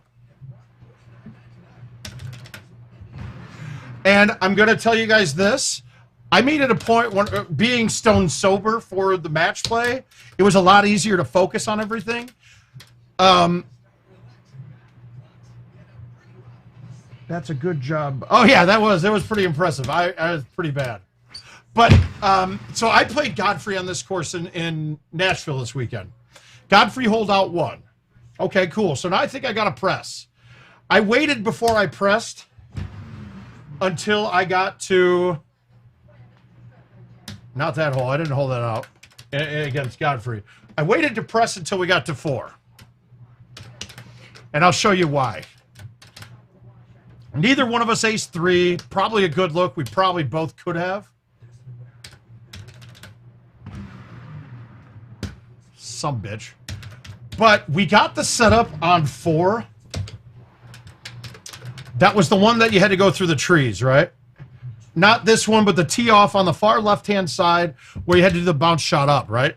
Godfrey had honors. And this is where having honors is a huge... Having your opponent have honors is a huge advantage. So, I watched his shot. We both hit 8.5s with backspin. He hit his 125, right? And on the left-hand part of the green, close to where the pin is, but even further toward the edge, his ball bounced off the hill, hit the green, backspun, stayed on the green, but went all the way up to the fringe. The pin was in the back left-hand side, and I could see right away that when he did it, he had no putt. He couldn't get a putt to the hole from there because he was blocked by the edge. So I saw 125. I had no risk of going over because 125 barely got it on. I could hit it as hard as I wanted, but needed to hit it more than 125 to have a putt. I hit a 135 and I had like a 10-foot putt, and that got me the tie game, and we played clean until 18, and I stuck it and he missed it. That was it. So following your opponent and watching their shot meter is just a huge benefit, man. It's a huge benefit.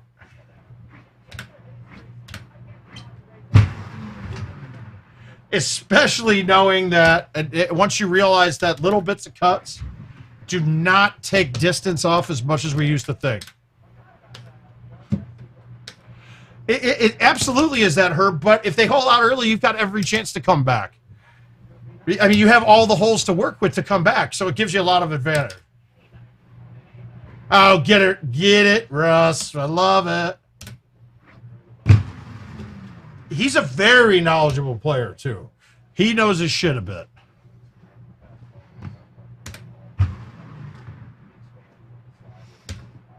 I mean, he's up there with knowing the ins and outs of the game on a level, the ins and outs, when I'd even talk the technical and with the clubs and balls, like a Bernharder myself. He knows his way around the courses just like that.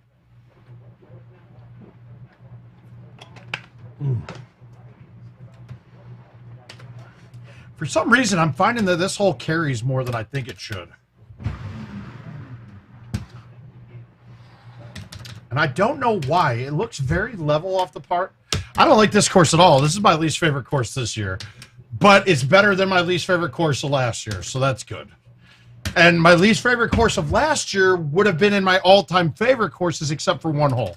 And that hole is such an atrocious fuck job that I just can't. I mean, I think tiered greens in general are one of the dumbest things that we have.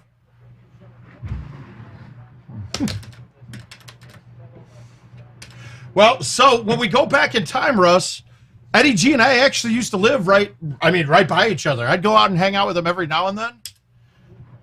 But I think I said this on the stream too, so I'm repeating myself in commentary-wise. Eddie grew up in a town that is known for being the most churches per square mile of any city in the country. It is Wheaton, Illinois.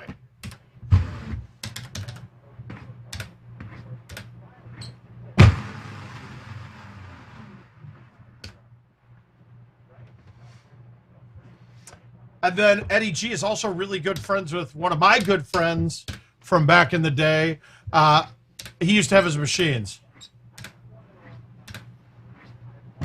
He used to have his machines at the bar. Now, a lot of us got to play at that bar. The experience kind of sucked because the air conditioner went out while we were there. We had 20 machines upstairs in a 100-degree weekend in Chicago with no AC. It was not comfortable. Probably the least comfortable I've ever felt at a tournament. Hey, Kirk, how you doing, bud?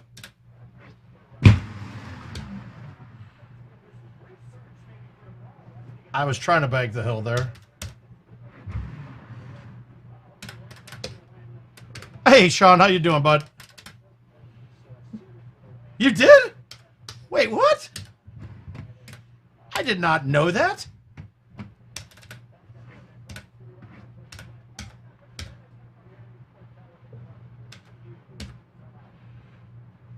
You thought that...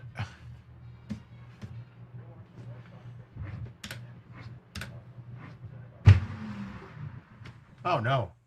Well, there's another part about Eddie G too, Neil. He doesn't go to as many tournaments as he used to. He has a really big win under his belt.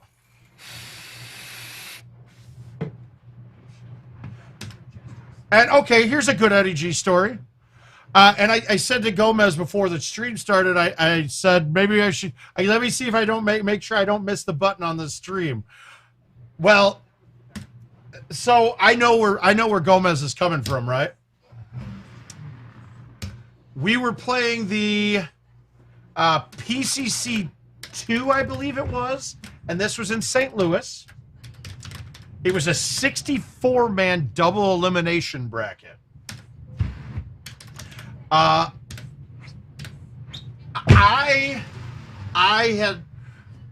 qualified fine. I lost my first match. We had to play it on Saturday night. I was sick as a dog. I lost my first match and thought about not coming. I mean, I went back to the hotel. Put an ice water bath on. Yeah, so I went back to my hotel, put an ice water bath, laid in that thing, felt a little better by the next day. Then I went on a run. So in a 64-man double elimination, to get to the top 3 in that tournament, after losing your first match, I think you have to win 13 in a row. Somebody could check me on this. But, I mean, I went crazy town. I shot cleaner, better every game coming in. And just went crazy. Well, so I get down. It's the final 3. Godfrey is the king of the hill. And I'm playing Chris Litzinger. And on, like, the easiest par 3, I play real fast. We all know that. Tap the button. Must have stuck. When it released, it went from backspin to roll. Thumbed my shot at it. Went way over and wet. I was like, what the...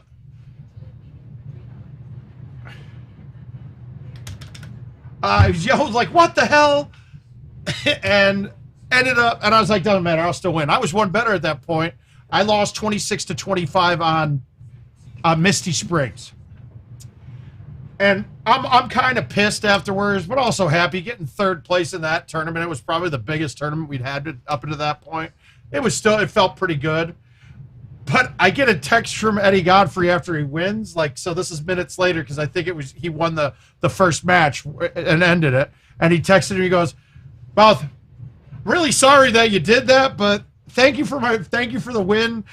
He's like, "Thank you for the win. Nobody was beating you today except the machine." And I was like, that's a really nice backhanded fuck you. Thanks, Eddie.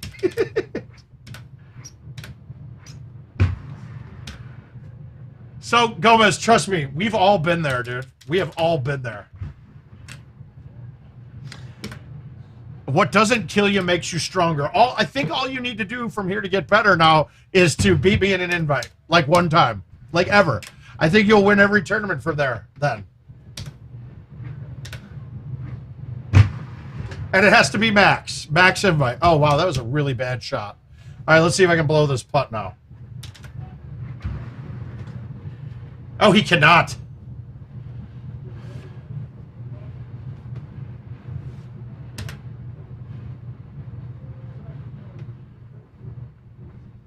Ugh.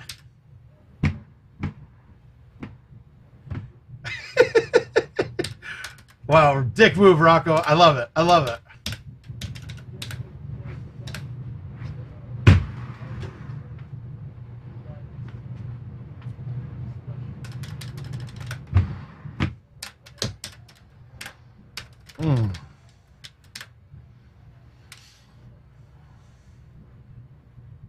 How am I on 28? Did I hole one out? Oh, I did hole out. Yeah, I did. Sweet. All right. Well, this just looks like the one in the qualifier, man. And all I did was this. Moved it over. High tee.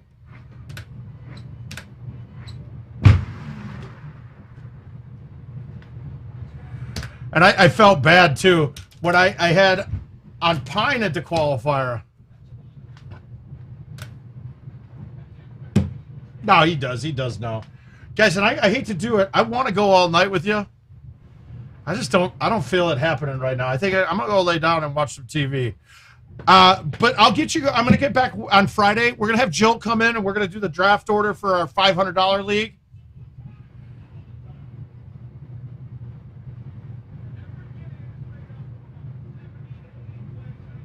No, the one that you're going to see do that most, Herb, is going to be you're going to see that done most by JoJo. And I'm telling you right now, do not become over.